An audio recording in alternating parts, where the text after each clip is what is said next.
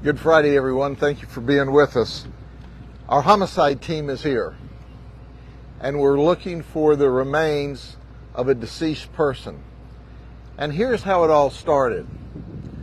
School is out at noon on Thursday, and these kids, a 12-year-old, 11-year-old, an 8-year-old, a 7-year-old, and a 6-year-old, are not on cell phones being lazy.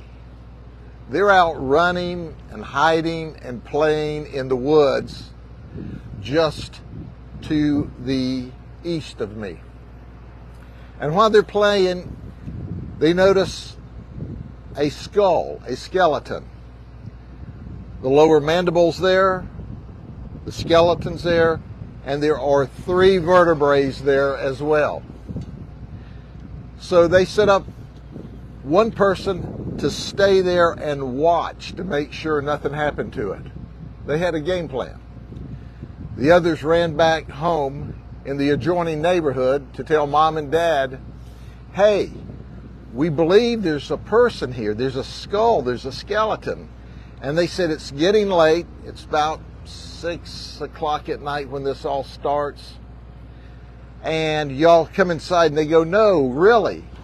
And quite frankly, the kids had to be very persuasive and not give up. And finally, mom said, I'll go look.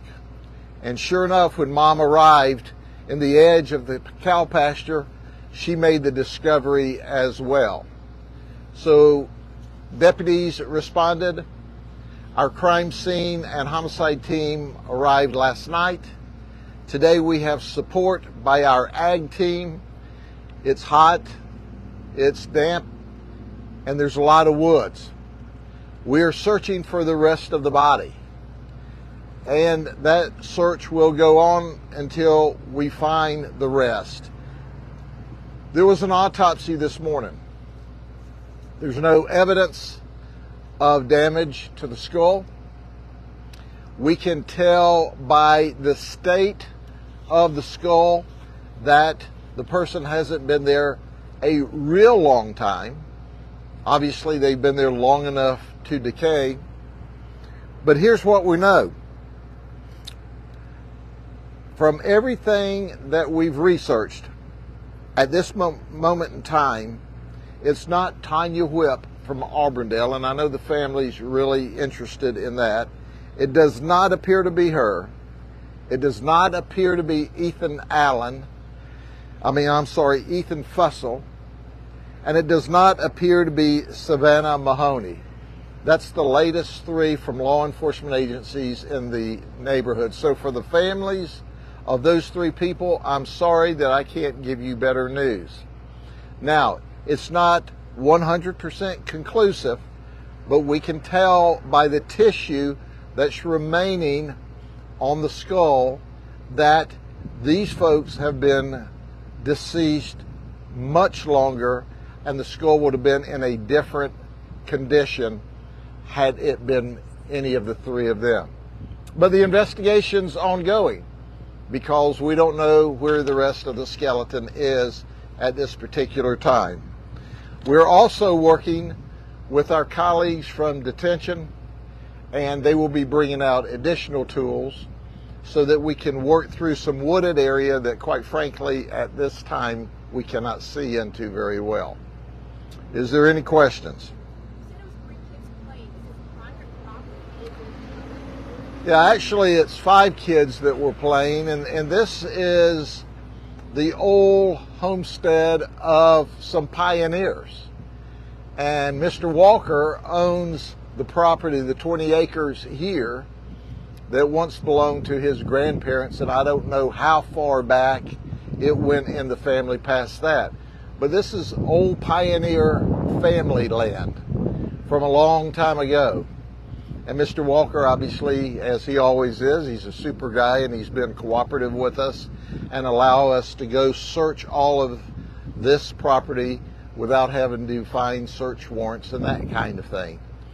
So at the end of the day, there's a lot of work for us to do because we need to find the rest of the body. Obviously, we're taking scientific samples from the remains that we have found. We're excited for the kids. They were doing what kids should be doing. They should be out playing. And they found not only the remains, but then they stayed there with them. They sent a detachment to stay there with them until we could arrive to make sure that whatever moved the remains there didn't move them any further. It's not uncommon for animals to move body parts on decomposing bodies. So we don't find it suspicious in and of itself that there's only a skull and a lower mandible and some vertebrae, but we need to find the rest of the body because that's obviously the rest of the investigation scene. Any other questions? To confirm, Sheriff, do you believe it's one person or multiple people? No, it looks to be one person right now. Obviously, we only have the remains of one person. We have no reason to think it will be more than that. We've obviously searched the pasture. That's really easy to see. There's also some open woods and dry ditch areas that we've scoured.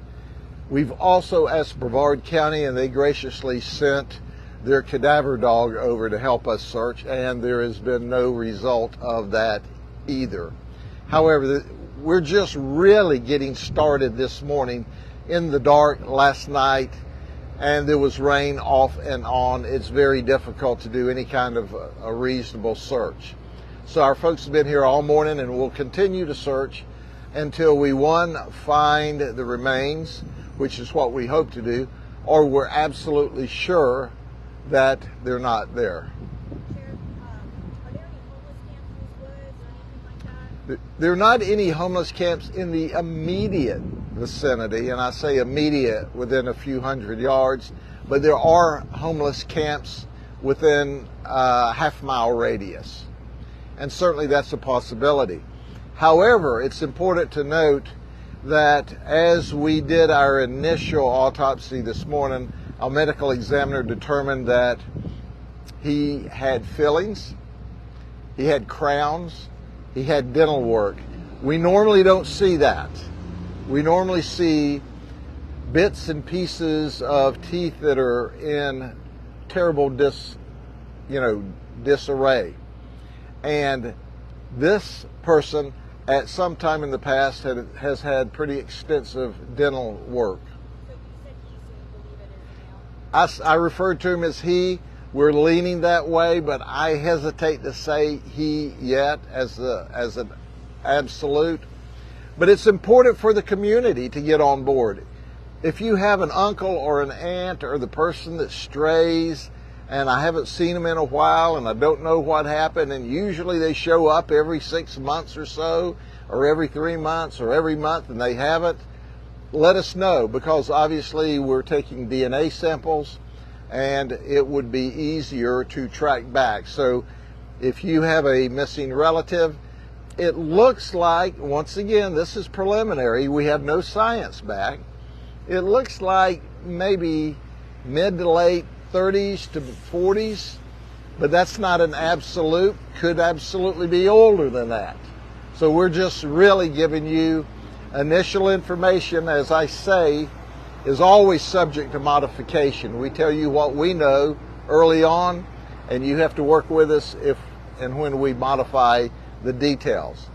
But that's why we need the community's help, because somebody may be missing Uncle Fred or Aunt Susie, and we need to know that, because we're here looking, and if you're missing someone from the area, certainly we want to grab a DNA sample from you if you're in the bloodline, so that it will help in identifying later on. Okay? Are there any other identifying characteristics that you can from the skull, hair color, anything? Yeah, there really isn't at this time. As I explained, that this person was in advanced state of decomposition, and there was tissue left behind, but that is about all. Can you say if there were any time the kids were playing and what time authorities were notified? Yeah, it took them a little while to convince their parents, but we were here within, an hour or so. And of course, time at that particular moment didn't make any difference.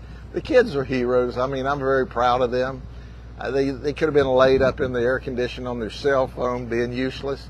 Instead, they were out playing, exercising, doing what kids need to be doing.